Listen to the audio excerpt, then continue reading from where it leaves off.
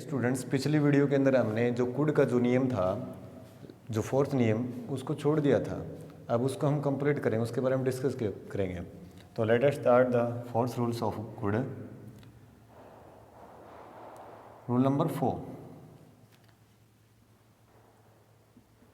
Past की ability, capacity और power को एक्सप्रेस करने के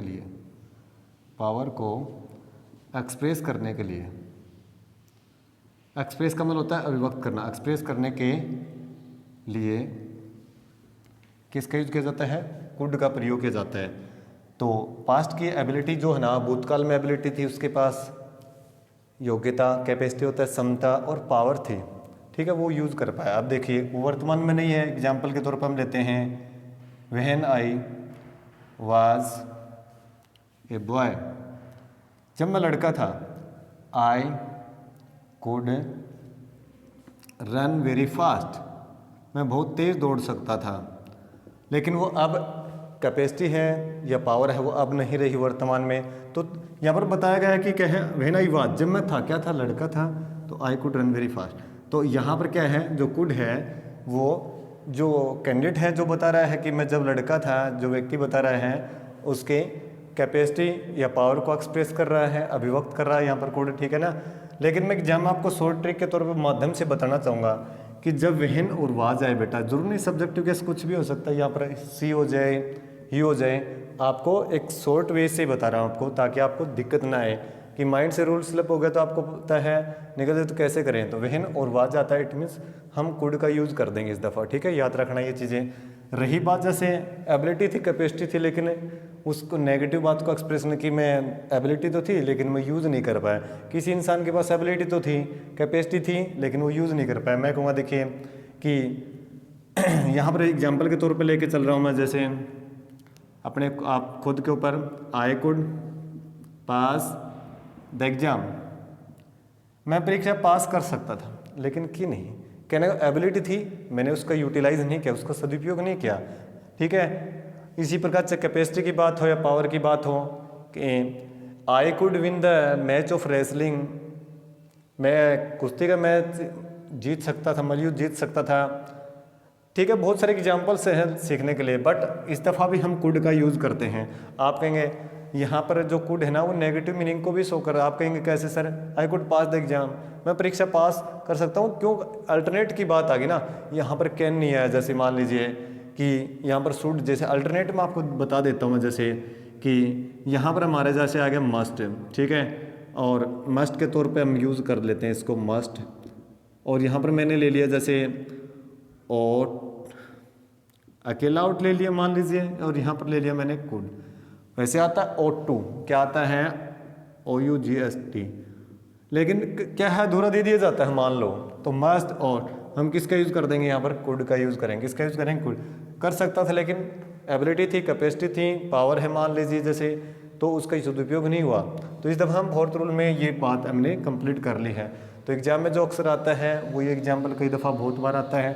स्टूडेंट ध्यान रखना इस बात का कि व्हेन वाज, जब मैं था, लड़का था, when I was a teacher, I could teach in the school, मैं विद्यालय में पढ़ा सकता था, लेकिन अध्यापक तभी पढ़ा सकता। अब तो क्या है, उस चीज़ वो प्रोफिशिएंसी नहीं रही ओल्ड एज के अंदर मेरे पास अब, ठीक है, वो क्या पावर भी नहीं रही है, वो कहते कैपेसिटी भी नहीं रही, और समय के साथ कहते हैं इंसान जो एबिलिटी है वो भी फीबल हो जाती है भाई, समय के साथ फीकापन आता है। यस, तो जरूरी नहीं हमारे क्या पास्ट के बारे में बता दें कि व्हेन वाज जब था, आपको शॉर्ट में बता रहा कि व्हेन वाज, इट मीन्स आगे हम कुड का यूज़ कर देंगे। ओके, तो ये हमारा था fourth rule.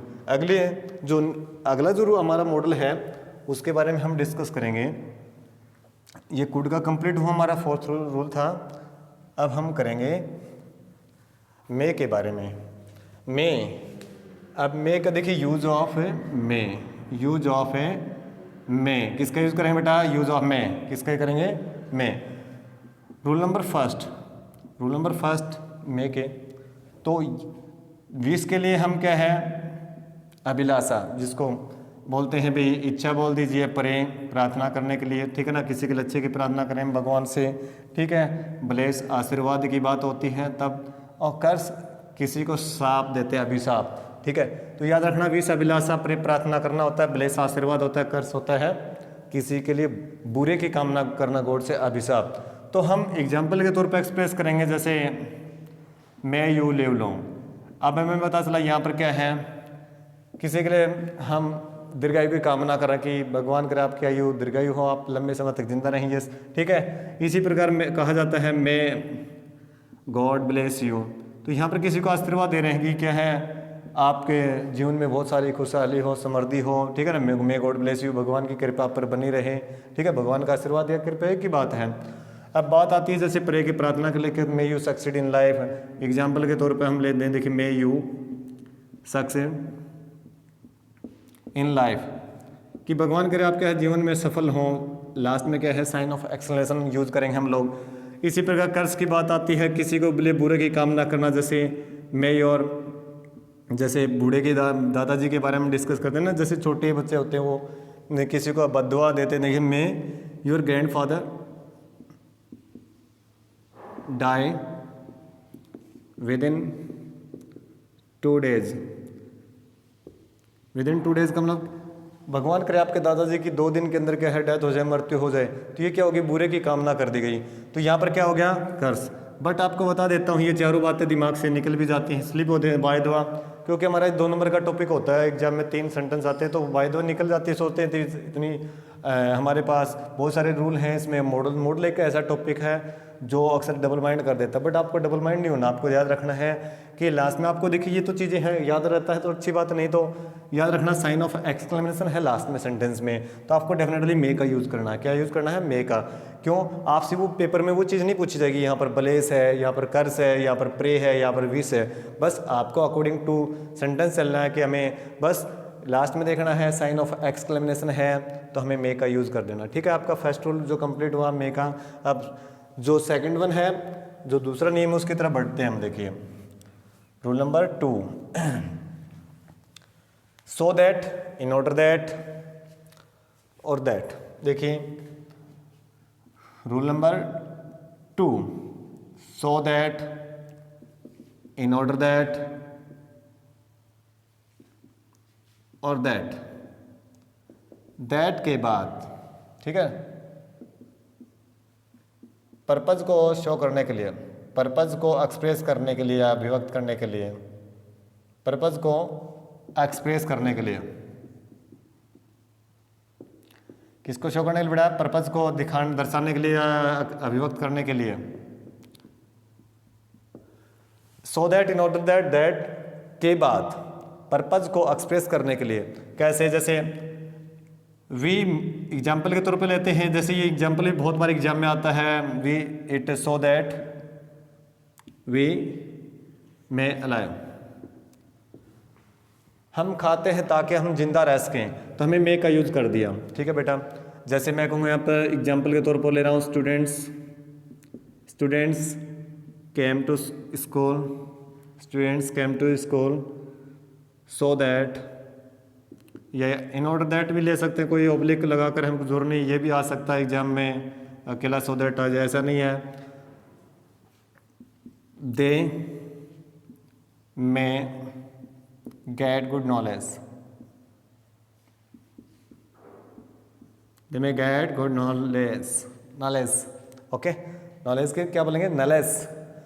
Students came to school so that, in order that, oblique हम लिया है जैसे, ताकि दे में गेट गुड नॉलेज। विद्यार्थी विद्यालय में आते हैं ताकि वो ज्ञान अर्जित कर सकें, तो उद्देश्य हुआ ना, तो उद्देश्य से क्या हुआ, उनका पढ़ने लिखने का है, ठीक है। तो यहाँ पर हमारा क्या है, जो सेकंड हमने लिया। अब याद रखना है सो दैट, हमारा जो सो दैट है, इन ऑर्डर दैट है, मान लीजिए ये एग्जाम में कौन सा भी आया, हमें ये बात याद रखनी है बस, कि इससे पहले अगर V1 का यूज़ है तो मे का यूज़ करेंगे पर्पज़ के लिए। पर्पज़ भूतकाल का भी हो सकता है पेपर में, मान लीजिए जो नहीं यहाँ पर V1 है, मान लीजिए यहाँ पर मैंने देखिए सेकंड फॉर्म दे दिया V8, और अक्सर पजल हो जाते हैं, जैसे एक्सरसाइज होती हैं सोल्व करते हैं, जो रिवीजन पेपर होते हैं वो सोल्व करते हैं हम लोग, तो V8 सो दैट यहाँ पर क्या आ जाएगा, वी माइट लाइव। तो यहाँ पर क्या है, माइट का यूज हुआ, क्यों का, कि भूतकाल का जो उद्देश्य था, भूतकाल में हमने खाया ताकि हम अपने आप को जिंदा रख सकें या रख पाए, ठीक है। तो खाने के लिए भूतकाल में बात कर दी कि खाया था, अपने आप को जिंदा रखने के लिए खाया था। तो यहाँ पर क्या हो गया, सेकंड फॉर्म है। तो आपको पता है यस पर्पज की बात हो भूतकाल के, लेकिन वहाँ पर माइट का यूज़ हुआ क्योंकि मे का पास्ट फॉर्म माइट होता है यस, तो इसलिए। तो आपकी बात कंप्लीट हुई ना कि सो दैट, इन ऑर्डर दैट और दैट आता है, उसके बाद पर्पज को एक्सप्रेस करने के लिए, अभिव्यक्त करने के लिए मे का यूज़ किया जाता है। ठीक है, तो आपको याद रखना ये तीनों शब्द याद रखने ये आते हैं। तो आपको जरा एक बार चेकआउट करना होता है सेंटेंस को कि कहीं सो दैट, इन ऑर्डर दैट से अगर पहले V1 है तो मे का यूज़ करना है, अगर V2 यूज़ हो रहा है तो माइट का, बस आपका कंप्लीट हुआ सेकंड वन भी। अब हम थर्ड जो रूल है उसकी तरफ बढ़ रहे हैं। इसको रफ करने के बाद जो तीसरा जो हमारा नियम है वो क्या है, जैसे स्ट्रॉन्ग पॉसिबिलिटी है, इसके बारे में हम डिस्कस कर चुके अच्छे से जब कैन का रूल था पिछली वीडियो के अंदर, तो उसमें बता दिया गया था आपको अच्छे से। रूल नंबर जो आपका है थर्ड, रूल नंबर आपका क्या है थर्ड। तो यहाँ पर क्या दिखा रहा है, स्ट्रॉन्ग पॉसिबिलिटी के बारे में बता रहा है। स्ट्रॉन्ग पॉसिबिलिटी, स्ट्रॉन्ग पॉसिबिलिटी को एक्सप्रेस करने के लिए, स्ट्रॉन्ग पॉसिबिलिटी को एक्सप्रेस करने के लिए, स्ट्रॉन्ग पॉसिबिलिटी क्या होता है, प्रबल संभावना होती है, ज़्यादा संभावना होती है। मान लीजिए आज धूप वाला दिन है, तो मैं एग्जाम्पल के तौर पे लेकर चल रहा हूँ, इट इज़ सनी डे, धूप वाला दिन है। तो आपको स्वाभाविक पता है क्या होगा, धूप वाला दिन होगा। तो टेम्परेचर के बारे में देखिए, द टेम्परेचर में भी इंक्रीज। तो मैंने पूरी संभावना दरअसल संभावना अपना आप होगी, क्यों, क्योंकि सनी डे धूप वाला दिन है, बादल वाला तो टेम्परेचर नहीं बढ़ेगा इतना ज़्यादा, लेकिन यहाँ पर पॉसिबिलिटी ज़्यादा हो रही है। देखिए सनी डे है तो टेम्परेचर में भी इंक्रीज, तापमान कहते हैं बढ़ सकता है। ठीक है, धूप है तो तापमान तो बढ़ेगा श्योरली। ठीक है, तो यहाँ पर क्या है, मे का यूज़ कर दिया हमने। ठीक है, स्ट्रॉन्ग पॉसिबिलिटी, कोई बात होगी जैसे मैं पुख्ता तौर पर किसी बात पर स्ट्रेस देकर रहा हूँ, इट मे बी ट्रू, ये सच हो सकता है। कोई मुझे बता रहा है और मुझे पता है वो बात रियल में सच हो, तो वहाँ पर क्या होगा, मैं जब बता रहा हूँ तो इट में भी ट्रू, ये सच हो सकता है, ये सच हो सकता है। ठीक है, तो यहाँ पर क्या है, मे का यूज़ कर दिया स्ट्रॉन्ग पॉसिबिलिटी के लिए। किसके लिए बेटा, भी he may came here at any time, वही किसी भी दफ़ा किसी भी वक्त यहाँ पर आ सकता है। जैसे मैंने पॉसिबिलिटी जैसा strong possibility, he may came here at any time, वो किसी के वक्त यहाँ पर आ सकता है, तो पूरी संभावना जता दी गई है। तो यहाँ पर क्या है, मे का। बट अल्टरनेट में आपको डीपली मैंने बताया था पिछली वीडियो के अंदर, जब कैन और मे और माइट को जो पॉसिबिलिटी के लिए तीनों यूज होते हैं, कौन सा स्ट्रॉन्ग पॉसिबिलिटी का होता है, तो उसके बारे में आप डीपली पिछली वीडियो में सीख चुके हैं। तो बाद मैंने आपको बता दिया स्ट्रॉन्ग पॉसिबिलिटी के लिए अकॉर्डिंग टू रूल जो हम चल रहे हैं, मे का जो मॉडल का मेंशन हो रहा है, तभी आपको बता दिया मैंने डीपली। ठीक है, तो ये बातें आपको पता चले। अब हमारा जो फोर्थ रूल है उसकी तरफ बढ़ रहे हैं। तो याद रखना बेटा, जब यहाँ पर स्ट्रॉन्ग पॉसिबिलिटी की बात आएगी तो हम मे का यूज़ करेंगे। ठीक है ना, तो ये चीज़ें आपको याद रखने वाली हैं। जैसे हमारे पर्पज़ की बात कर दी हमने, उद्देश्य को, सो दैट, इन ऑर्डर दैट। अगर बद्दुआ की जैसे कर्ज की बात आती है वो भी हम डिस्कस कर चुके हैं। मे का जैसे स्ट्रॉन्ग पॉसिबिलिटी के लिए हम यूज़ कर सकते हैं। अब हमें पता है जो मोस्टली जो आपको पिछली वीडियो के अंदर मैं डिस्कस कर चुका हूँ, जो बताने जा रहा हूँ रूल नंबर 4 के अंदर, वो क्या है, वो हम पहले ही इसके कैन का जो नियम एक्सप्रेस हुआ था उसमें अभिव्यक्त किया गया था। कैसे कि परमिशन देने और लेने के लिए हम मे का यूज़ करते हैं। परमिशन लेने और देने के लिए, परमिशन लेने और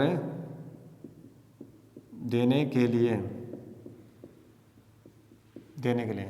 परमिशन को लेने और देने के लिए, कहने का मतलब परमिशन मीन्स होता है अनुमति लेने और देने के लिए मे का यूज़ करते हैं।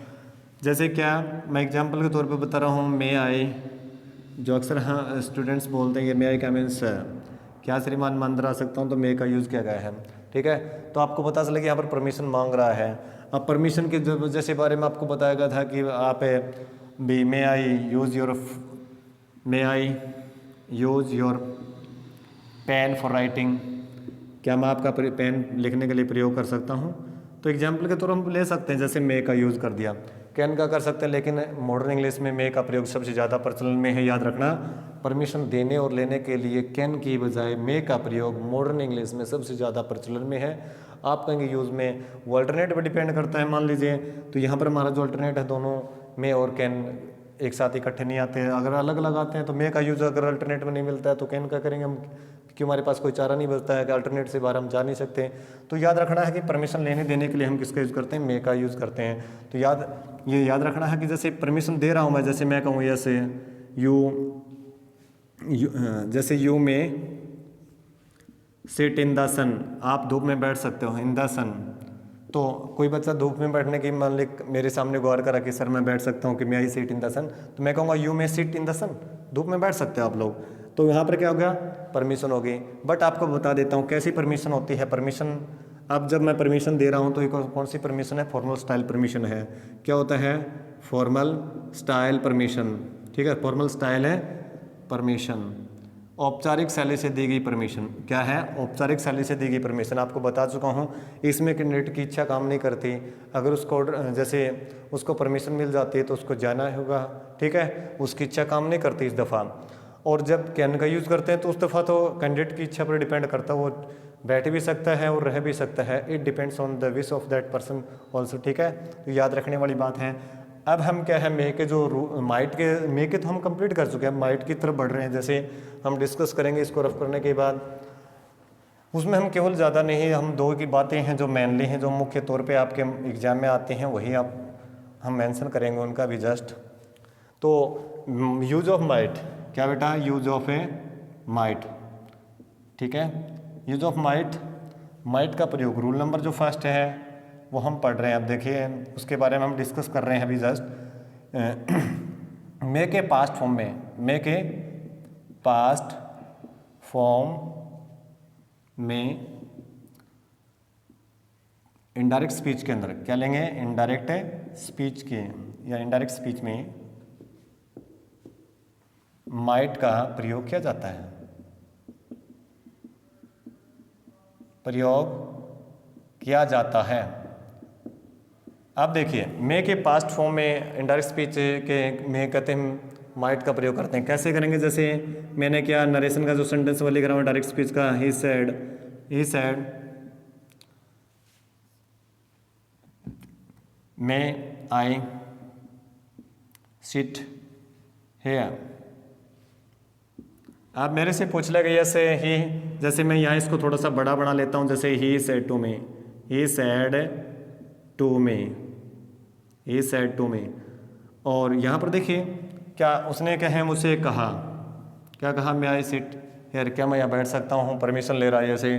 तो यहाँ मैं जैसे इसको नरेशन की बात है ये, बट मैं इसको सोल्व करके दिखा रहा हूँ कि कैसे मे को माइट में बदलते हैं। मैं सीधा भी लिख सकता था, बट सीधा लिखने से आपको पता नहीं चलता कि हम माइट का यूज यहाँ। तो आपको ये जो नरेशन में जो चीज़ें आती हैं ना, तो आपको पता चलेगा नरेशन की जो चीज़ है ना, वो उसमें मॉडल यूज होते हैं, मॉडल को, मे को, माइट में, कैन को, वो चीज़ें हमें पता है। बट हम देखिए रूल के अकॉर्डिंग चलेंगे ना तो जल्दी याद होगा हमें और सोल्व कर पाएंगे। सेड टू है ना, तो हमें पता है प्रश्नवाचक सेंटेंस से पूछा गया है, परमिशन ले रहा है, यस ही आस्क्ड मी।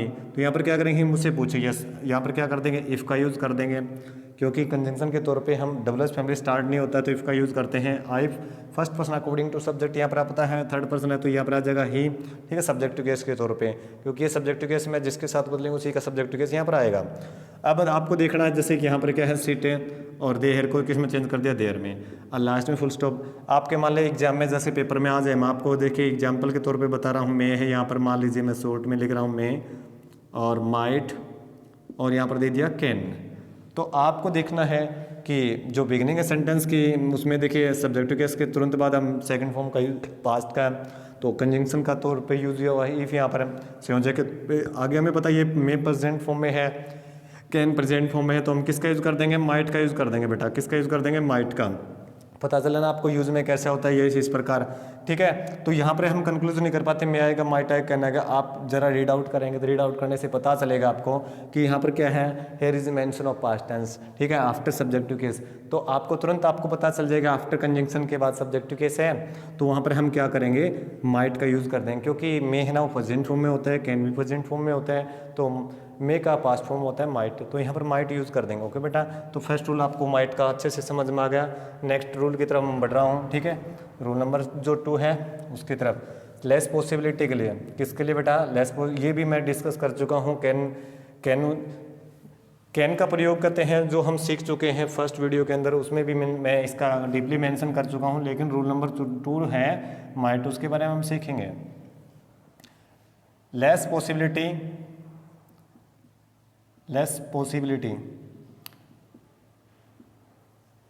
अब यहाँ पर क्या है, लेस पॉसिबिलिटी होता है कम संभावना को एक्सप्रेस करने के लिए, या स्लाइट पॉसिबिलिटी वो भी मान सकते हैं इसको, लेस पॉसिबिलिटी को एक्सप्रेस करने के लिए।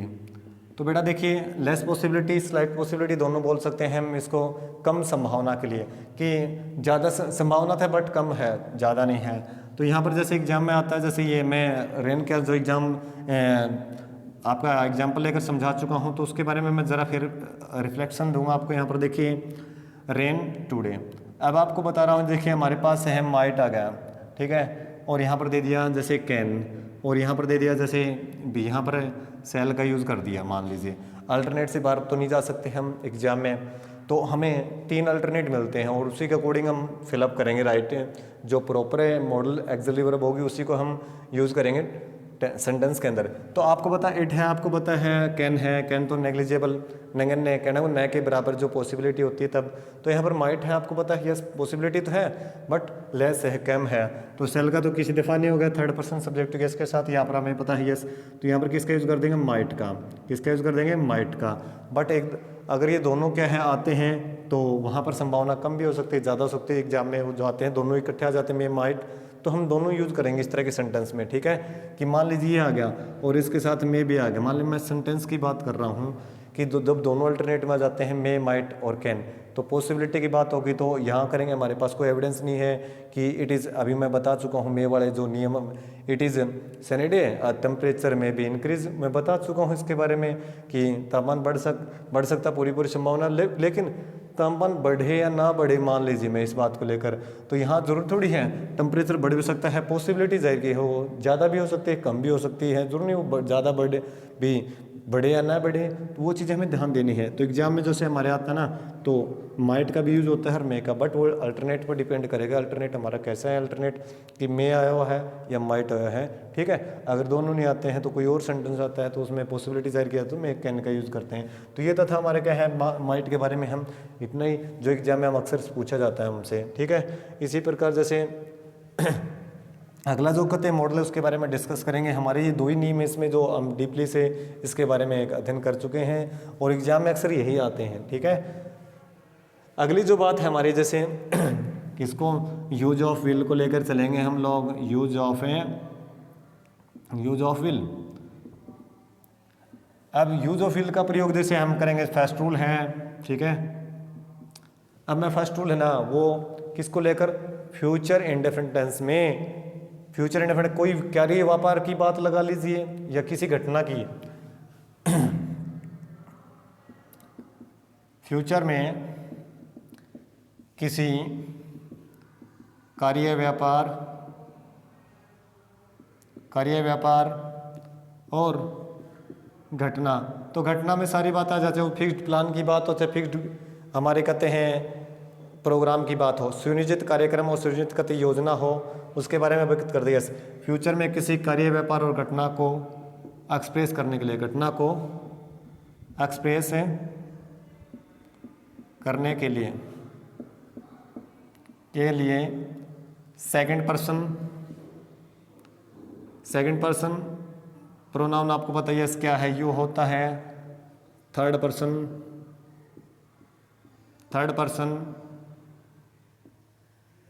पर्सन प्रोनाउन हमारा क्या है, जैसे यू, ही है, सी, इट,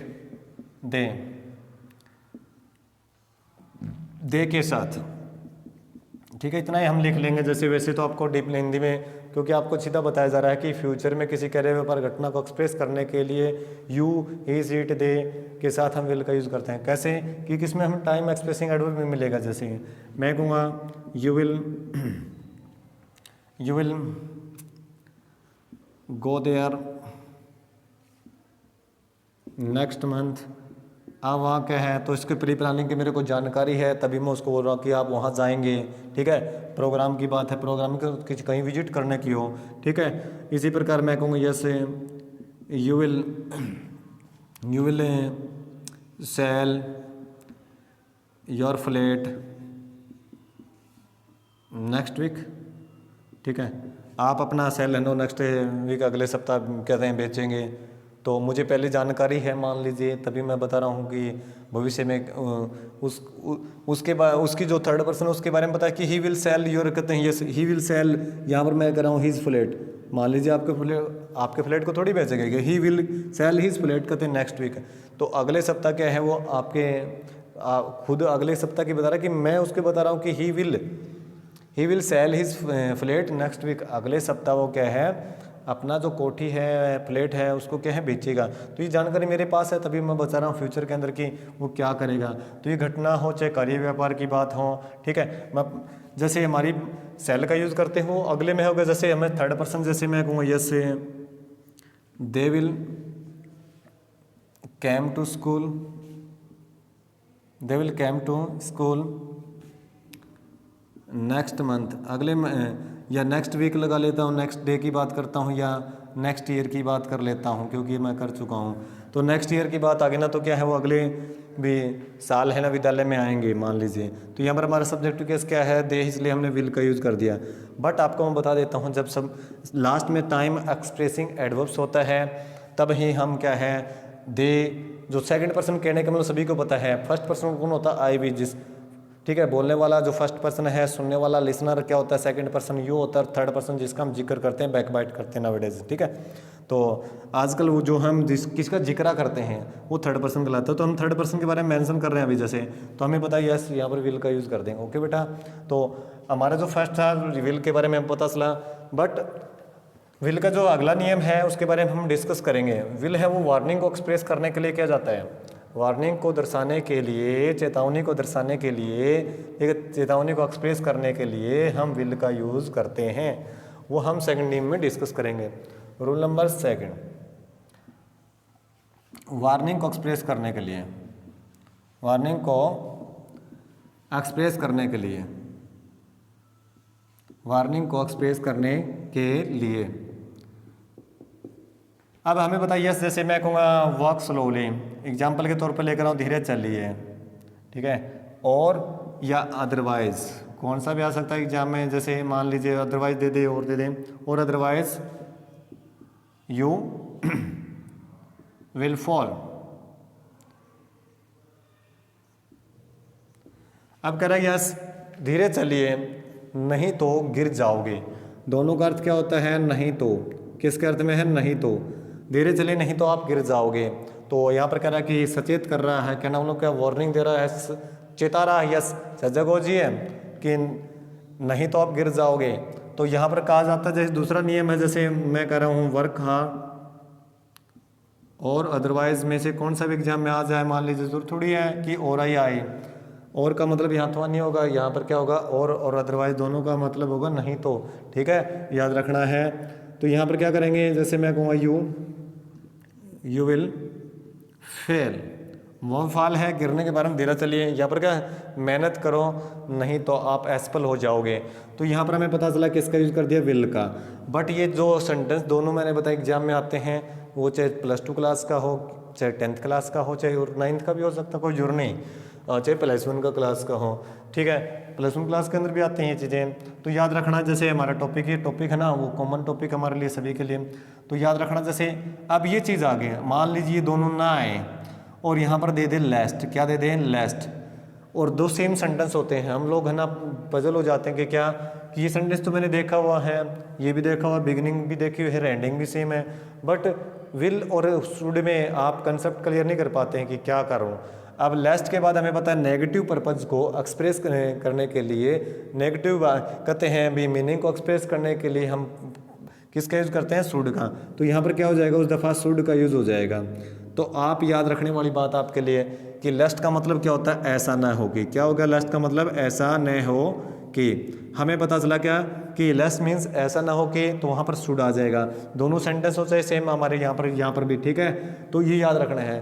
तो आपको मैं लंबे कहते हैं मीनिंग की तरफ घसीटने में आपको ये कॉमन जनरल बात बता रहा हूँ। अभी जस्ट देखिए कि और अदरवाइज आए तो आपको वाक्य में आगे विल का यूज़ करना है। याद रखेंगे ये बात कि और otherwise it means will, lest it means should, ये याद रख लेना है, कंठस्थ कर लेना है, क्योंकि रूल तो माइंड से निकल भी जाता है बहुत सारी बातें नहीं भी याद रहती, बट ये बात तो दो शब्द तो याद रह सकते हैं, और अदरवाइज, या इसका भी अर्थ न हिंदी में नहीं पता होता तो भी फिर भी आपको अंग्रेजी में याद रखो, और अदरवाइज विल। ओके, इसी प्रकार हमारा क्या है, जैसे लेस्ट है तो शुड। ओके, ये याद रखने वाली बात है, जनरल बातें ही है। ठीक है, अगला जो नियम है हमारा उसके बारे में डिस्कस करेंगे, जो रूल नंबर 3 है विल का। इन्फॉर्मेशन गेट करने के लिए, क्या करने के लिए बेटा, इन्फॉर्मेशन गेट करने के लिए प्रश्नवाचक वाक्य में हम सेकंड पर्सन और थर्ड पर्सन के कहते हैं प्रोनाउन के साथ हम विल का यूज करते हैं।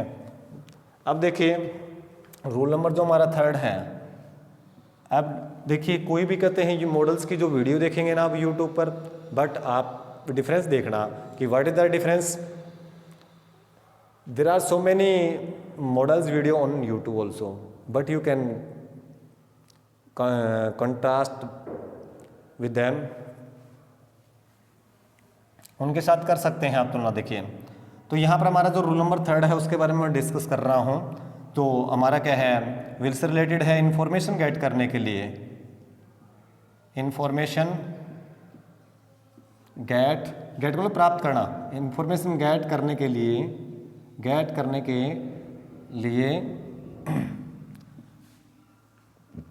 इंटरोगेटिव सेंटेंस में, इंटरोगेटिव समझते ना, इंटरोगेटिव सेंटेंसेस या सेंटेंस लगा ली, इंटरोगेटिव सेंटेंस में